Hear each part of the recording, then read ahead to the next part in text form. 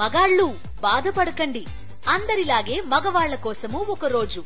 పూర్తి వివరాలకు చదవండి రేపటి సాక్షి హైదరాబాద్ ఎడిషన్. ఏ డివిజన్ కి, ఏ నియోజకవర్గానికి, ప్రతి ప్రాంతానికి, రాష్ట్రంలో ఉండే మారుమూలనున్న ప్రతి ప్రాంతానికి కూడా, ప్రతి కుటుంబానికి కూడా ఏమి అవసరం ఉన్నది అనే కావలసిన విధంగా భవిష్యత్తులో ఈ రాష్ట్రాన్ని ప్రగతి పదంలో తీసుకుపోవటానికి అవసరమైన అన్ని అంశాలని క్రోడీకరించి 75 అంశాలకు కూడిన ఫార్మెట్లో ప్రతి బ్లాకుకి ఒక అబ్జర్వర్ని, ప్రతి 10 మందికి ఒక సూపర్వైజర్ని ఏర్పాటు చేసి ప్రతి జిల్లాలో జిల్లా కలెక్టర్ గారితో పాటు జిల్లాలో ఉండే అడిషనల్ కలెక్టర్ గారు, ఆర్డీఓ గారు, మండల స్థాయిలో ఉండే ఎంపీడీఓలు, ఎంఆర్ఓలు, యంత్రాంగాన్ని మొత్తం స్ట్రీమ్ లైన్ చేసి సైంటిఫిక్ గా రాబోయే కొద్ది రోజుల్లో ఈ సర్వేని పూర్తి చేయబోతుంది. ఇప్పటి వరకు జరిగిన సర్వేలో హైయెస్ట్ గా ములుగు జిల్లాలో 87.1%, తరువాత నల్గొండ జిల్లా 81.4%, జనగాం జిల్లా 77.6%, ఇలా హైదరాబాద్ వచ్చేసరికి 38.3% గా నమోదు కాబడింది. ఈ సైంటిఫిక్ గా చేసే సర్వే. ఈ సర్వేతో తప్పకుండా ప్రతి కుటుంబానికి, ప్రతి వ్యక్తికి ఇందాక చెప్పినట్లు అన్నీ కూడా ఈ సర్వేలో చాలా స్పష్టంగా మనకి అర్థమవుతాయి. వీటితో పాటు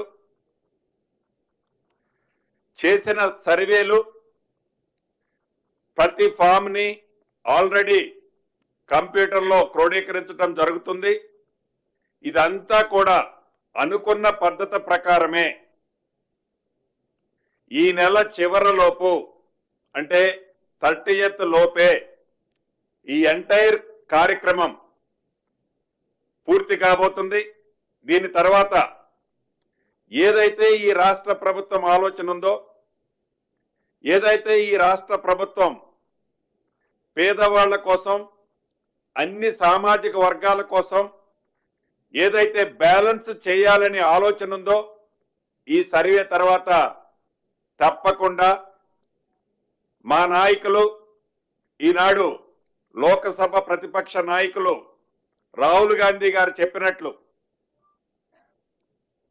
ఈ సమాజాన్ని స్కాన్ చేస్తే తప్ప భవిష్యత్తులో తెలంగాణ రాష్ట్రంలో ఏదైతే ఈ 2024 సర్వే దేశానికి ఒక మోడల్గా, రోల్ మోడల్గా ఈ సర్వే జరుగుతుంది.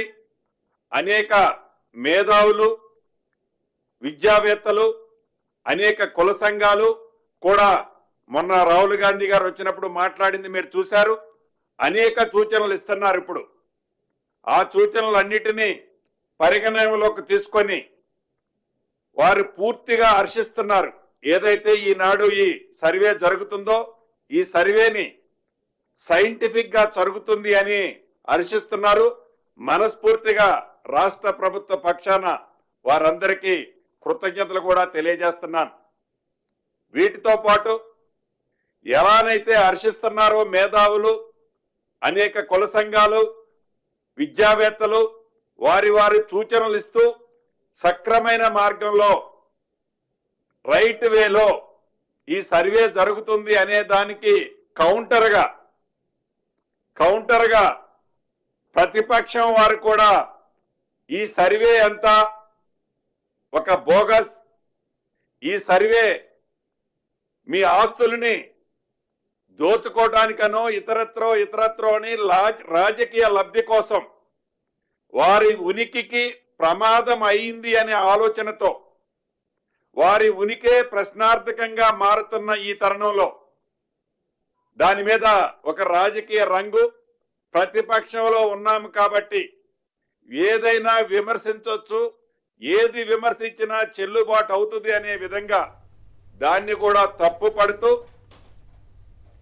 ఏదైతే ఈ సర్వే జరిగే ప్రాంతాల్లో దురుద్దేశపూరితంగా వాంటెడ్లీ ఈ సర్వే మీద అనేక ఆరోపణలు చేస్తూ